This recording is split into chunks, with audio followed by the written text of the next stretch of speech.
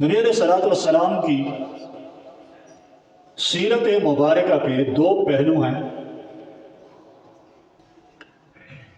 پہلا پہلو عمومی ہے اور دوسرا پہلو خصوصی ہے۔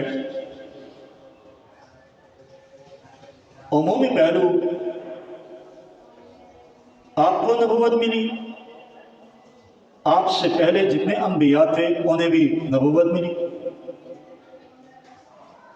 درجہ نبوت میں سب برابر ہیں، سب کو نبوت ملی۔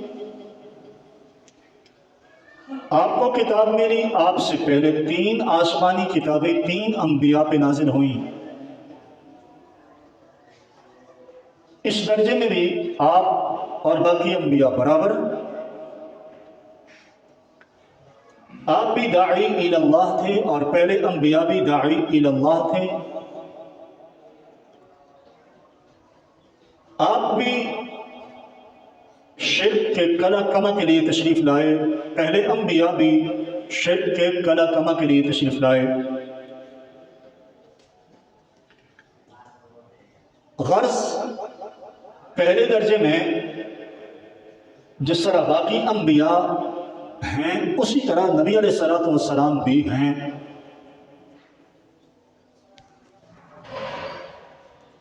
اور دوسرا درجہ یہ ہے،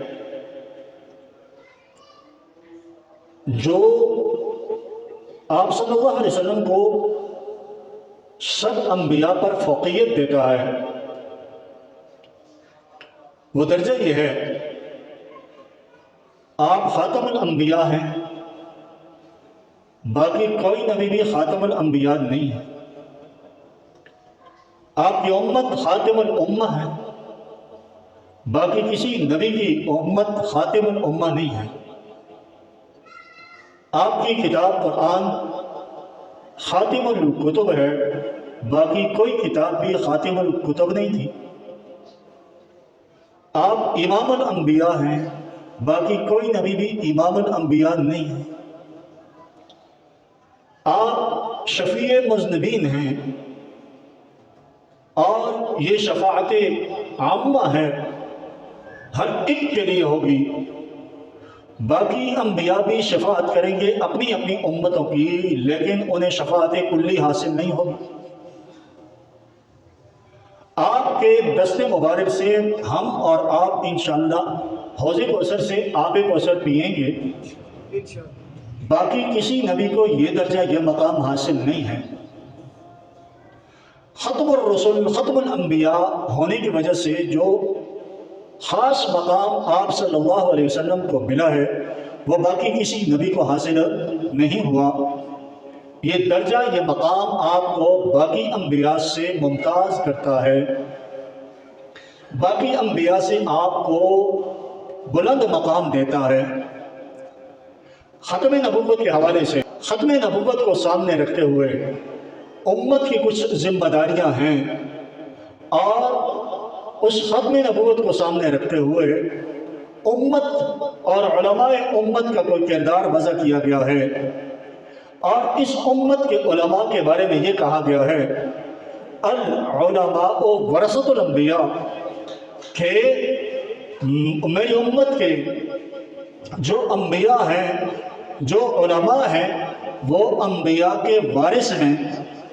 اور اسی امت کے علماء کے بارے میں کہا گیا ہے انبیاء امتی علماء امتی کانبیاء بنی اسرائیل، میری امت کے علماء کا مقام، حیثیت، مرتبہ، عزت و وقار، ڈیوٹی، خدمت وہی ہے جس طرح بنی اسرائیل کے انبیاء کی تھی۔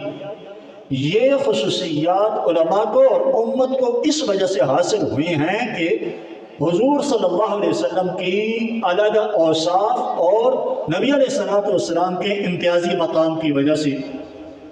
حالانکہ باقی امتوں میں بھی علماء گزرے ہیں، موسیٰ علیہ الصلوۃ والسلام کے بعد علماء گزرے ہیں، عیسیٰ علیہ الصلوۃ والسلام کے بعد ان کی امت کے علماء گزرے ہیں، باقی ساری امتوں میں ان امتوں کے ماہر ادیان گزرے ہیں، لیکن کسی امت کے کسی عالم کو یہ مقام حاصل نہیں تھا جو مقام محمد الرسول اللہ صلی اللہ علیہ وسلم کے امتی عالم کو حاصل ہے، اور یہ مقام اس وجہ سے حاصل ہے کہ ہمارا نبی سب انبیاء پر امتیاز رکھتا ہے صلی اللہ علیہ وسلم۔